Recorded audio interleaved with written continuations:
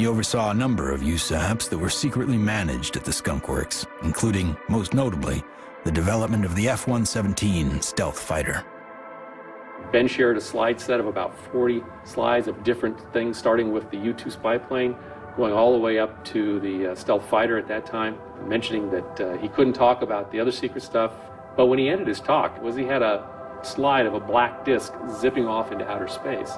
And he ended his talk with these words: "We now have the technology to take E.T. home." So you have to have vision, and you have to have the guts and the courage to go out past the steps and do something of any value, and we have to go past our grasp. And we asked him questions about it. What did you mean when you said we have the technology to take E.T. home? Ben shared three major things that I think are worthy of research by researchers worldwide at this point in time. The first was we've somehow figured out how to do interstellar travel already. It's known. The second point he made was that there was an error in the equations. My suspicion is it's probably Maxwell's equations for electromagnetic theory. The third thing he said was, how does ESP work? And I was really kind of startled because I didn't know what to say. But I blurted out, I don't know, all points in time and space are connected. And he looked me back in the eye and he said, that's how it works.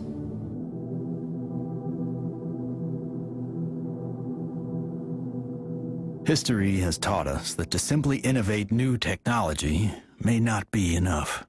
We have to find a way to get past the suppression.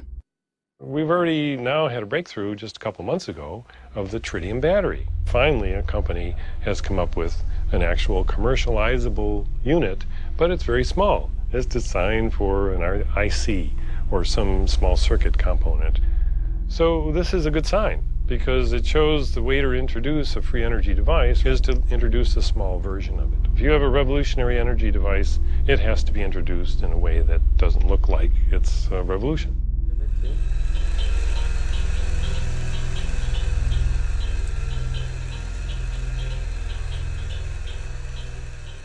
Science is always changing. I mean, even back in the 1960s, they thought that biofeedback, for example, was impossible. But now, of course, we know that that itself is an absurd statement. We have even toys on the market that allow people to, play with biofeedback.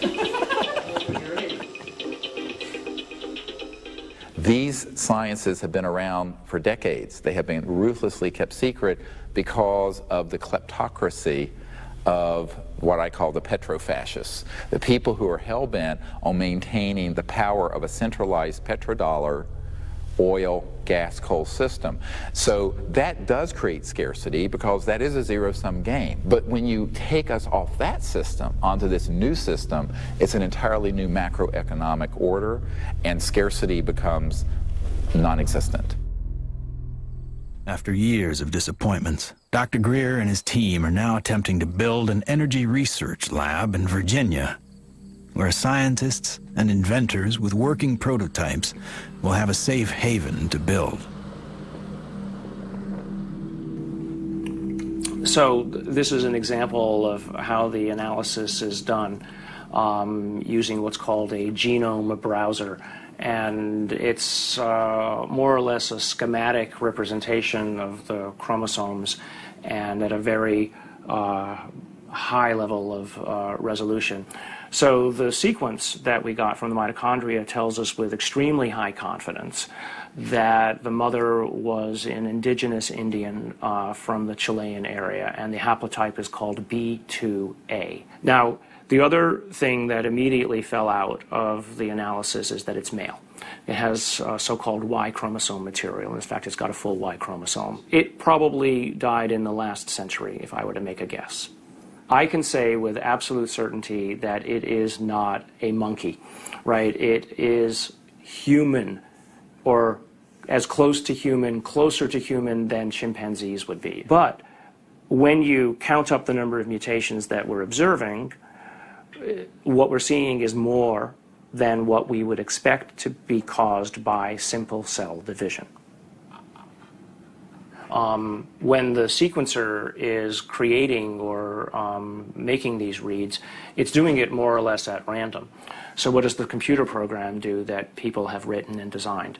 It takes every one of the little sequences and tries to match it against the known. And then anything that doesn't match, it puts in a little side file and says this is unknown. At a certain point, when enough knowns are matched, I can feel comfortable saying, this is human, right? But if I'm not careful, and I don't pay attention to what's in the garbage can, right, what the computer program is throwing away, I could literally be throwing the baby out with the bathwater. What we've done is we've scaled back, and we're seeing several chromosomes and pieces of chromosomes across the top, which basically leaves us with a very strange conundrum, right? Here you've got this 6-inch tall, let's call it human, right, because the DNA says that so far it's human, at least the way that we're looking at it.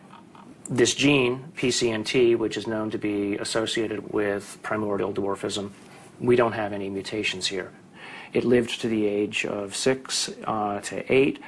Obviously, it was breathing, it was eating, it was metabolizing, and it wasn't living in an environment where there was a lot of advanced medical attention that was given to it to allow it to live to that age. It calls into question how big the thing might have been when it was born. So genetically, you might explain that by saying that there's some advanced aging mutation, something that caused the bone to age anomalously quickly. A gene that's known to be associated with progeria, that also no changes there. So the next problem, of course, is the ribs and the number of ribs in the specimen. Only 10, whereas there's supposed to be 12. So there are no mutations which are specifically associated with that kind of phenomena because it's rarely, if ever, seen. The digits are all correct. The hands are all correct. There are problems with the face. So there's a mid-face hypoplasia, and then there's the larger skull.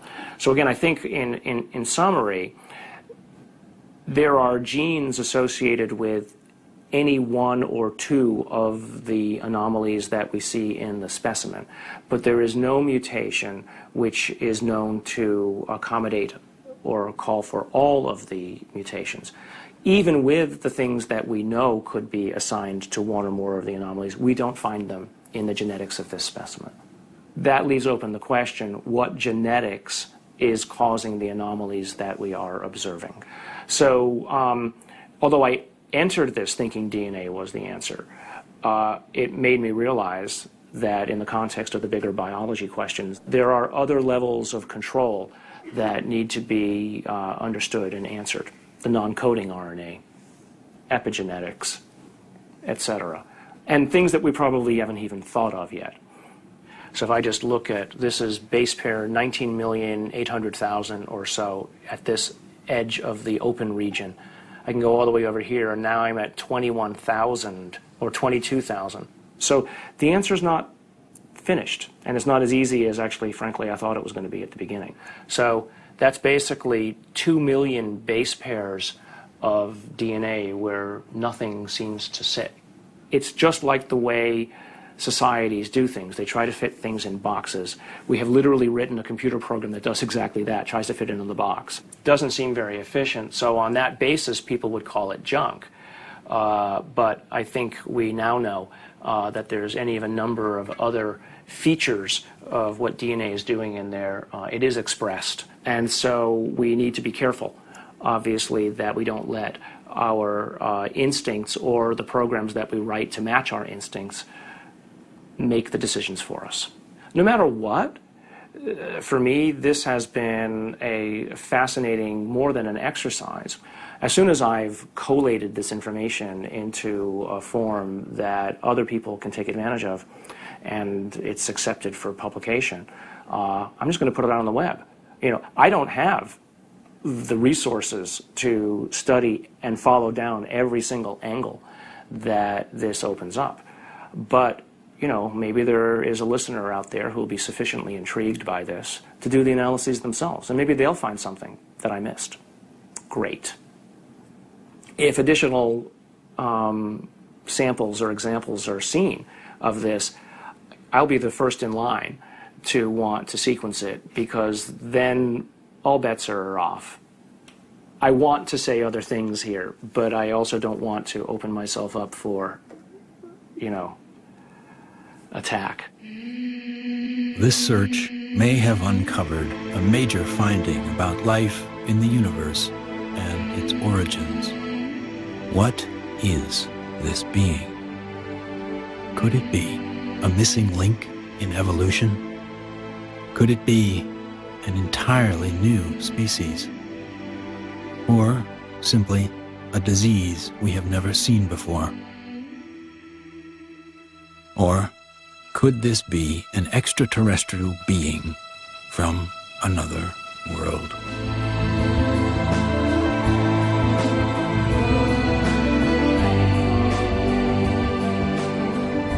Whatever the case may be, this challenges the boundaries of human scientific knowledge. Dr. Gary Nolan has set a new precedent for scientific investigation and rigor in the realm of the seemingly impossible.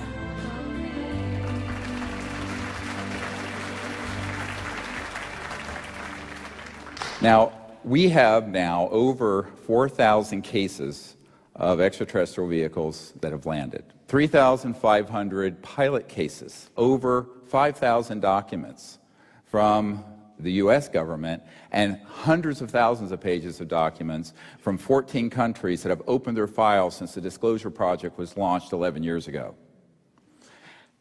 And yet, this isn't on CNN every night. And this is probably the most important thing going on this planet today, and yet nobody talks about it. If we don't explore what to do, we're going to miss the boat. And that could be why Eisenhower's final message wasn't just doom and gloom. It was a charge to the people to spit out the bread, look away from the circus, and take some responsibility. Only an alert and knowledgeable citizenry can compel the proper meshing of the huge industrial and military machinery of defense with our peaceful methods and goals. The dam is in fact breaking, and you're beginning to see countries all over the world begin to come forward with what they know to be absolute fact. Since 2001, 24 countries have opened their UFO files to the public, including Australia, the UK, Vatican City, Germany, Russia, and Canada. The United States is not yet among them. What we have to do is pave the way for these leaders. Because if the people will lead, the leaders will follow. They'll have to. And it isn't about overthrowing the Pentagon, it's about leaving it behind. My goal when I started this was to make this so that I wasn't important at all in it, that there would be enough people that they go on without me. And that way, it doesn't matter if I drop dead. The future is here already. The technologies are here, contact is happening. And if we come together as a people, what we're going to find is that all of us working together are going to be able to create a world that is amazing. If every single one of us told everyone we know that we're being visited by intelligent life, that the sciences are here to give us a new civilization, we're liberated from that macroeconomic slavery, because this is the destiny of humanity. Thank you very much. God bless you all.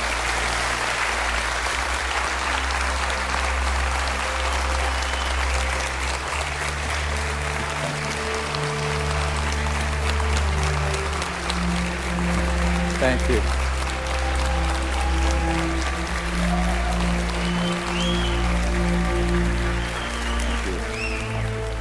What we've come to learn is this. We are standing at the precipice of a new age. There is power in the many, but only when they're acting as one. That's when resonance happens. Whether joining together as a responsible citizenry against the forces standing to divide us, or joining consciousness to unite with the beings who are prepared to communicate with us.